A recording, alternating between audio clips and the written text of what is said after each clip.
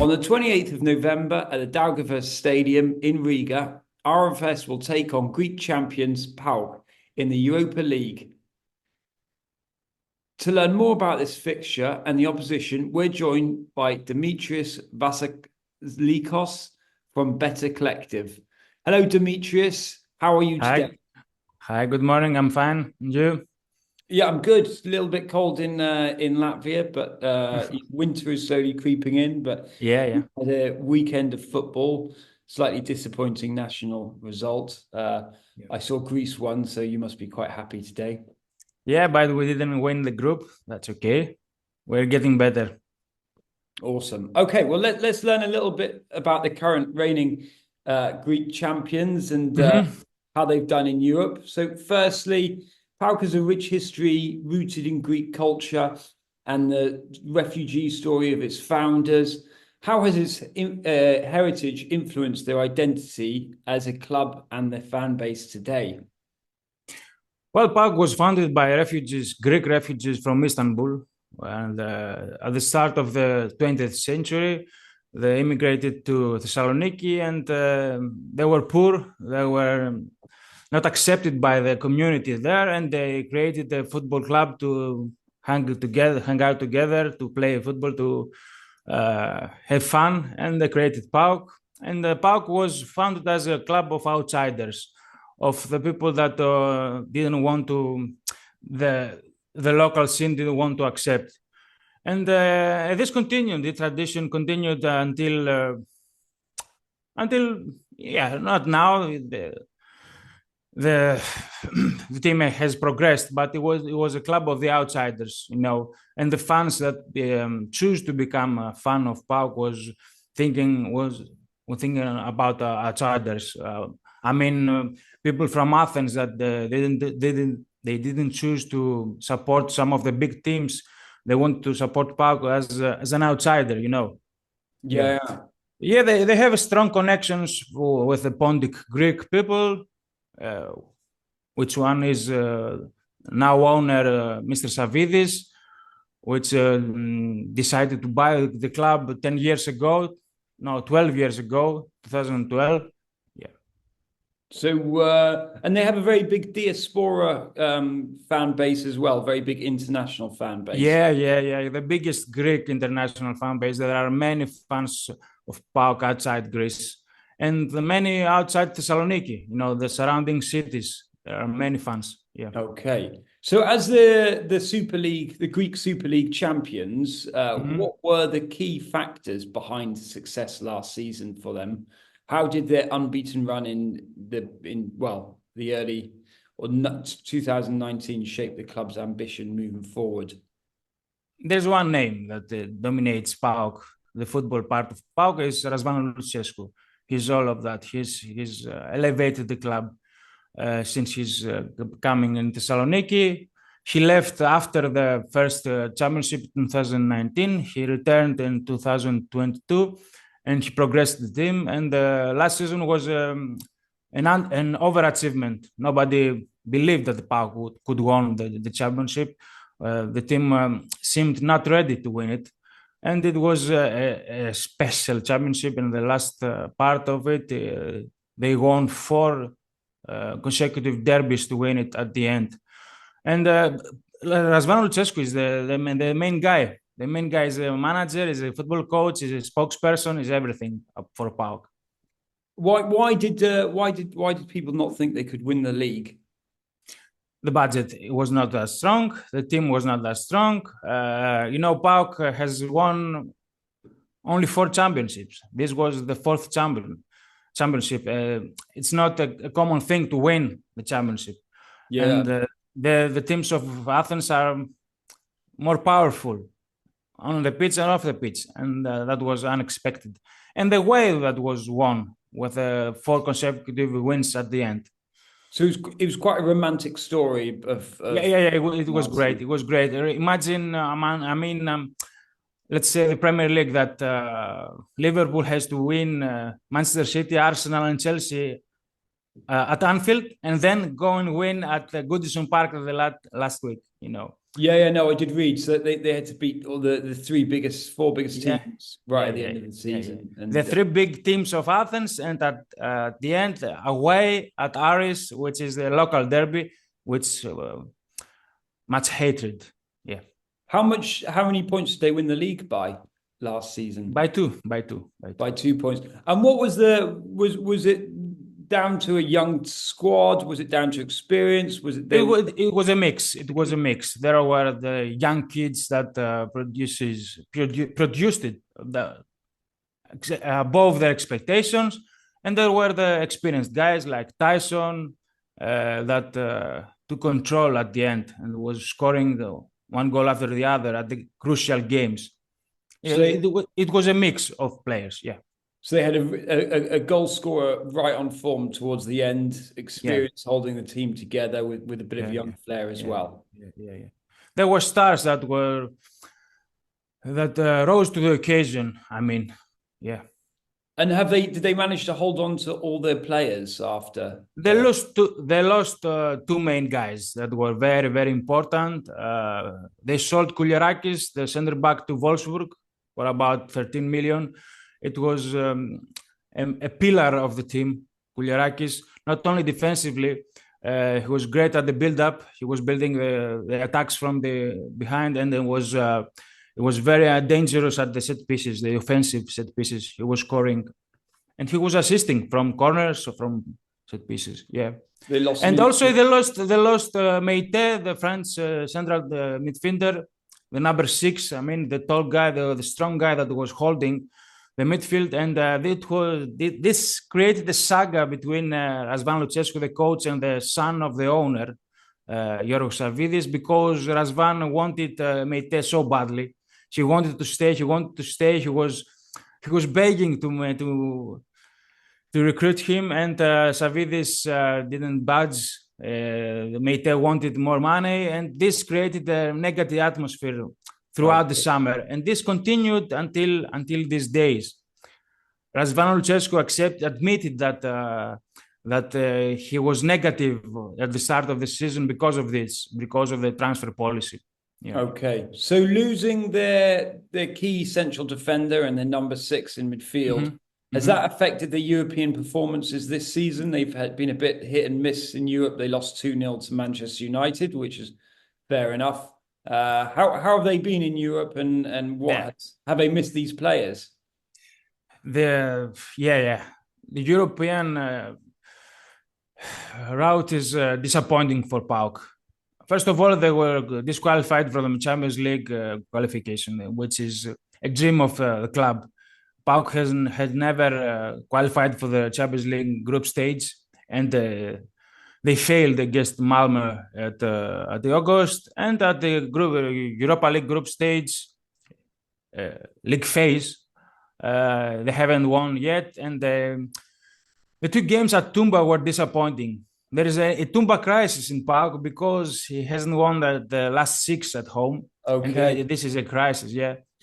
And did they play Malmö home or away? And how they draw at Sweden? Yeah. And at Tumba they were winning 3-2. They were qualifying until the last kick of the game. And at the set piece, Malmö equalized. They sent the game to the overtime. Then they won 3-4, and PAOK was disqualified. Yeah. It was eliminated. Football can be a harsh sport sometimes. Yeah. And how do Greek teams typically fare against Northern European teams? There's a lot of Turkish teams that struggle against the Northern Europeans. It's quite mixed. PAOK has played another Swedish team at the start of the era of Lucescu, and they were eliminated also from Östersund. Okay. Yeah.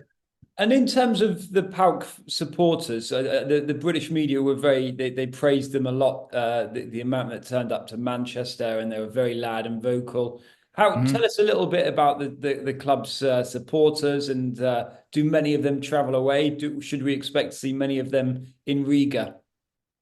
Yeah, PAOK fans are crazy, and they love to travel. They love traveling, especially at European nights. And of course, Old Trafford was a dream travel for all the fans of PAOK. There were too many asking for tickets, too many left behind that they could not go, and there will be a lot at Riga. I think, yeah, there will be. Well, They will show. we hope to see lots of PAOK supporters. Yeah, they will. You will see. It depends on the weather, yeah, of course. But Well, there the will weather be. in November in Riga. Yeah, yeah. There will be. Yeah. There will be, and they will be loud. Yeah. Sorry to interrupt. We're expecting lots of supporters from Amsterdam to turn up to Riga in January, where it could drop to the minus temperatures. Oh yeah, yeah, yeah.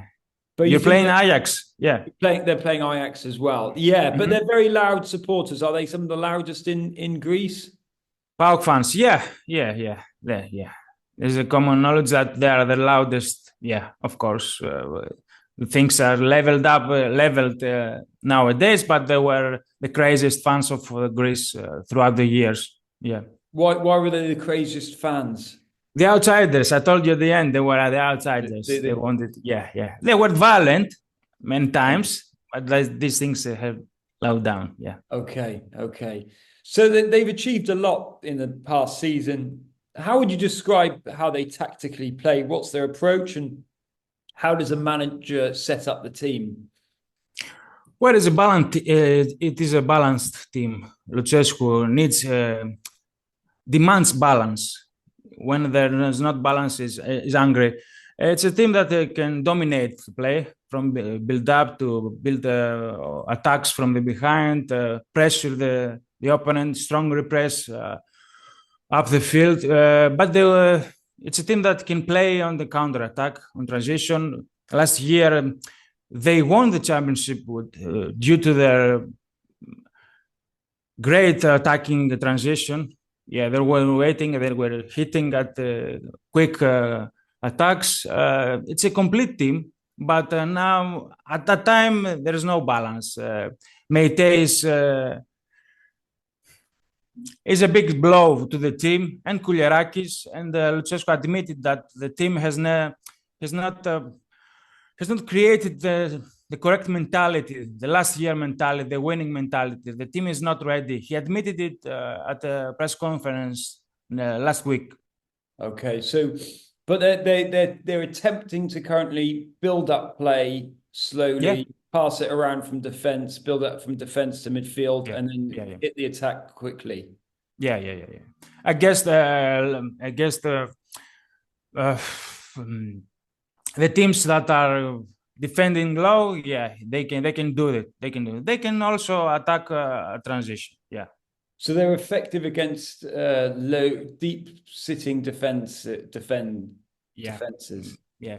Last year against these sides, they lost only one game out of 16. Yeah, they beat all the teams that were waiting. Okay, and do they have much speed in the team? Where does the speed come from? Is it from the wingers, the strikers? No. It's not that the individual speed. It's the speed of the play, of the passing game. Yeah. Okay. No, individually there are no such speedy guys. Yeah. Okay, so they typically move the ball around quite quickly in the team. That's a attribute. Yeah. And you've mentioned they've lost two of their most important, two really important players. Where do you see the weak spots currently in the team? Yeah, at number six. So there is the weakest point. Yeah. And who did they attempt to replace their number 6? They bought Timo Bakayoko, player that played at Chelsea, Milan, Napoli, but his career is downwards. And recently he got injured, so he will not play at Riga for sure.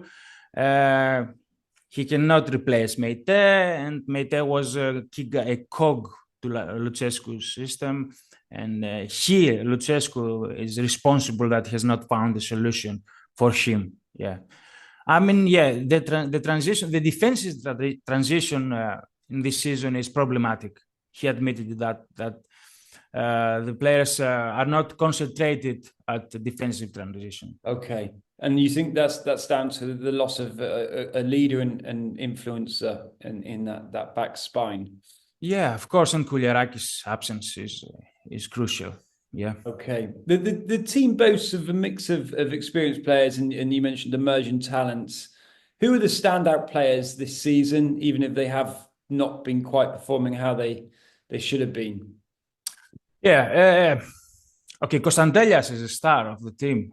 He's a star for the fans, for the young boys. He's an idol for fans, not only for PAOK.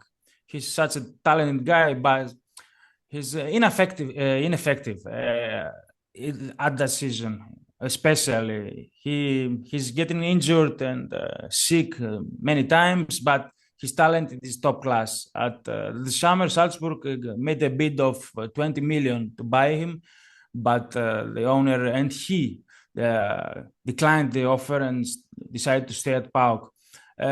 He's a top talent guy, but he's not consistent. He's not so effective at scoring. He's creating many things, but he's not scoring. He needs to develop that. So he's more of an attacking midfielder. Yeah. It's a number 10. Yeah, guy. Number 10. Yeah. So he just sits in behind the strikers. Yeah. And what formation are they currently typically playing this season? They constantly play 4-2-3-1. 4-2-3-1. Okay. Yeah. So they have three attacking midfielders that are technically talented, or do they have much physical attributes as well? They're technically talented. Yeah, they're quick in mind. They're not quick at feet so much. Okay, Tyson is a guy with a great career. You know him, I suppose. He played for Shakhtar so many years. He's very explosive, but he's 36. He cannot be explosive at all the game. He has spurts at the games. He decides when to push. Zivkovic is one of the captains. He was the MVP of the last season, a Serbian winger. He's also one of the stars. But there is a striker crisis in PAOK. The club continuously buy strikers, and they cannot find a solution. A guy that scores constantly, on a regular basis. Yeah, they cannot find a striker. And last season they had their top scorers came from multiple players. Was it quite spread the goal scorers across the squad?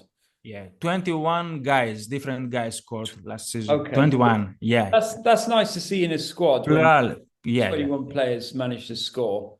Yeah. What was the most goals scored by a player? I think it was Zivkovic, about 17 or 18 goals. Okay. Yeah, PAOK broke the record of the club history for goal scoring. They scored over 140 goals during the season. 141 goals out of how many games? I can't remember. I should count them, but it was Championship, Europe, and okay, so not just the league. Yeah. No. All competitions. I was going to question Greek defending there, but you saved me. Yeah, they reached the quarterfinals of your conference league also. That's why they scored so many.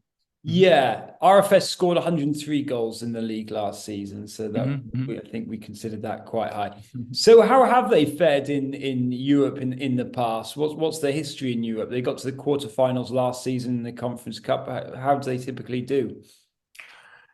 Yeah, there's this constant failure to qualify for the Champions League stage or group stage. They have never achieved that, and that hurts the club.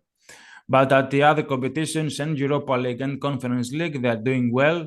It's a level of competition that can compete very well. Yeah, the last 3 years, twice they reached the quarterfinals of the Conference League.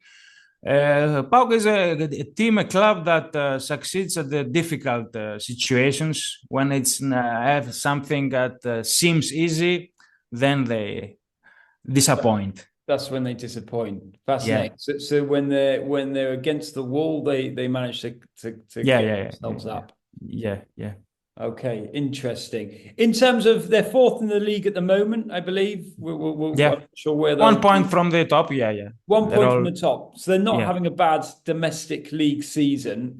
What's worked well for them if they're just 1 point from first place? Not many things have worked well. Yeah, Well, they are 1 point from the top, but the other teams are very problematic, and PAOK should have created distance from the others because it's a more ready team. The other teams have changed much more during the summer.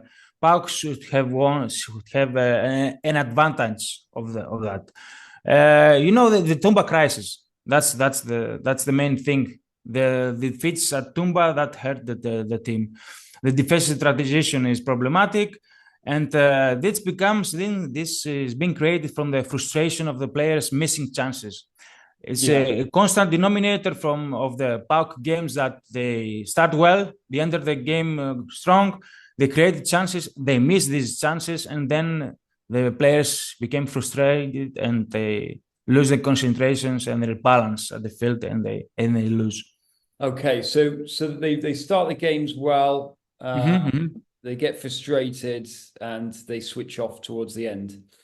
Yeah, they lose their balance. They become disappointed of losing so many chances because it's a constant thing. They start the game with big missed chances. Yeah. And previous to 2023, they were they 2023 2024 they were the champions. Where did they finish the season before that? Was it a fluke that they won the league, or was it No, no, a no, no, no. Leicester City Since story, or they deserve to win it and they've been challenging the top four for a long time, or top three? since since Avidis bought the club, PAOK has been a constant. Um, close at the top. They competing for the titles almost every year. The last 7, 8 years, yeah, they constantly compete. Some years they reach close. Some years they disappoint. But it wasn't a fluke that they won the championship. It was not expected so much. It was the fourth betting favorite. If you Yeah. know, Okay. yeah. So But you would have got good odds if you would have put. yeah, yeah, Yeah. yeah, yeah, yeah. Okay.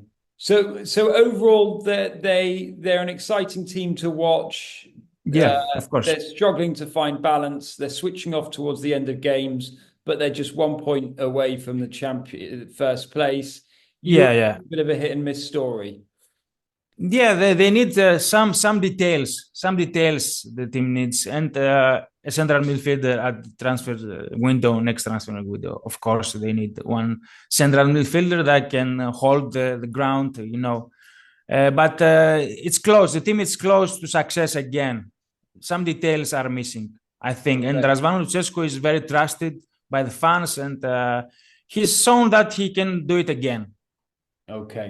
Well, thank you, Dimitris. What do you feel the score again on the 28th of November, Riga versus PAOK will be? I haven't watched Riga. I don't know. I think PAOK will win because it's a must win game for PAOK.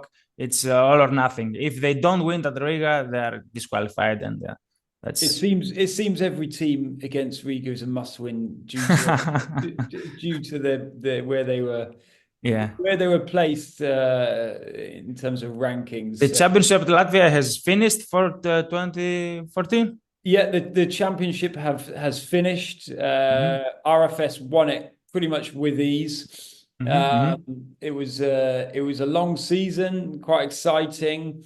But yeah, it's come to an end. Some players have started to take holidays and things like that. Oh, okay. So Riga is out of season right Yeah, now. it's a summer league, so Mhm. yeah, it starts on a 3G pitch, then they move on to grass, and then yeah, So that's an advantage for PAOK. I mean, it could be, but it's a difficult stadium to go, and the conditions okay. aren't nice. The pitch is artificial.